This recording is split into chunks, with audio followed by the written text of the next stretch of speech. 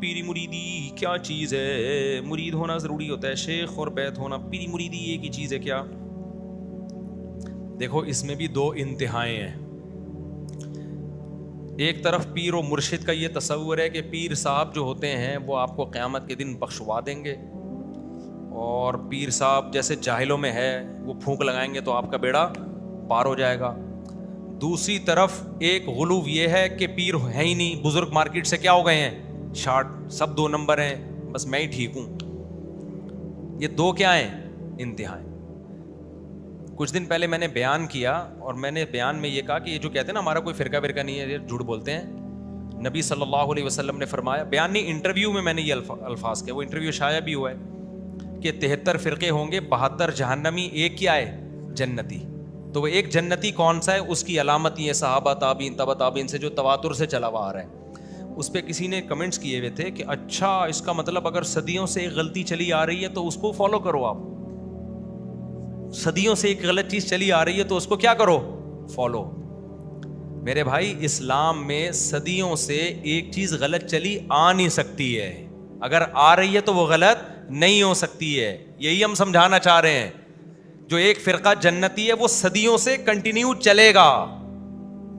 اگر کسی دور میں امت ساری غلط ہو گئی، پوری امت غلط ہو گئی، تو وہ حدیث غلط ہو جائے گی جس میں نبی نے فرمایا امت غلط نہیں ہو سکتی.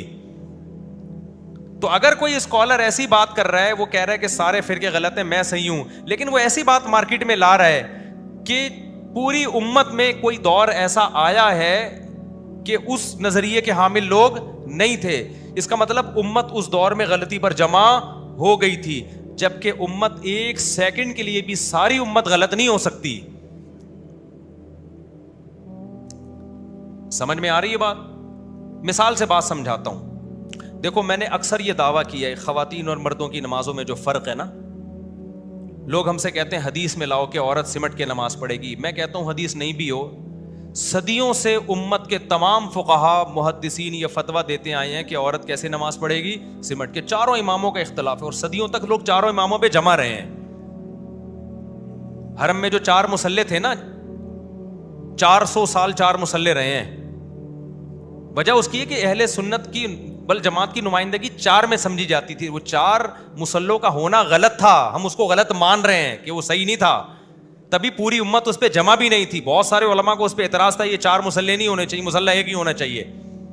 آپ کہہ سکتے ہیں نا 4 مصلے 400 سال پہ تک رہے تو امت غلط بات پہ جمع ہو گئی. تو جمع تو جب ہوگی جب سارے علماء نے اس کو صحیح مان لیا ہو نا. بہت سے علماء اس وقت بھی اعتراض کرتے تھے کہ بھئی یہ 4 مصلے جو ہیں، یہ تو ٹھیک ہے کہ فجر کی نماز حنفی پڑھا رہے، ظہر شافی پڑھا لے، لیکن ایک ہی نماز 2 دفعہ ہو یا 3 دفعہ یہ ٹھیک نہیں ہے.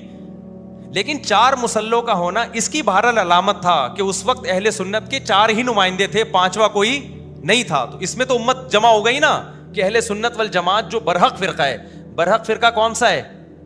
سنی، جو اہل سنت والجماعت. اس کی میں نے علامتیں بتائی. حدیث میں آتا ہے کہ برحق فرقہ وہ ہوگا جو مجھے اور صحابہ کو فالو کرے گا.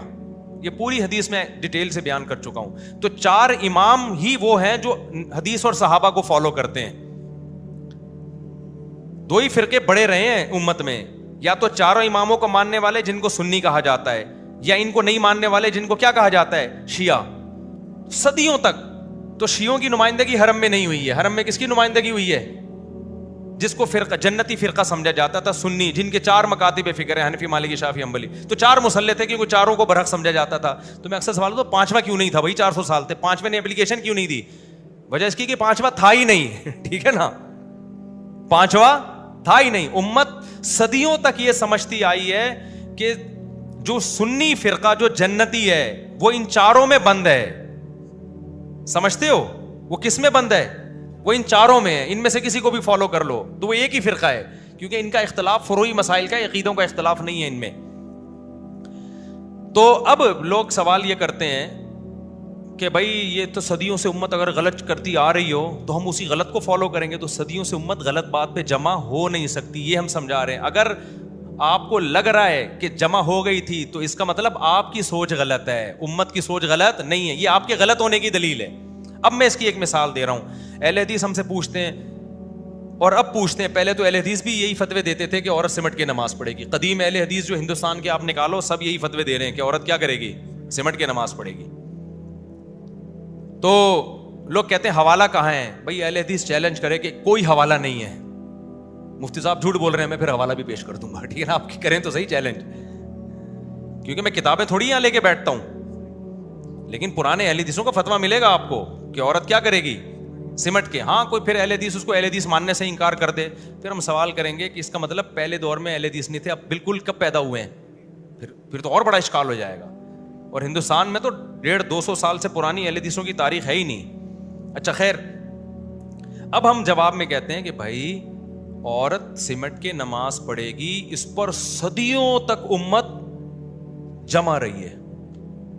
جتنے بھی فتوے کی کتابیں آپ اٹھا کے دیکھیں, مفتیان کرام پرانے صدیوں تک سب کا چاروں امام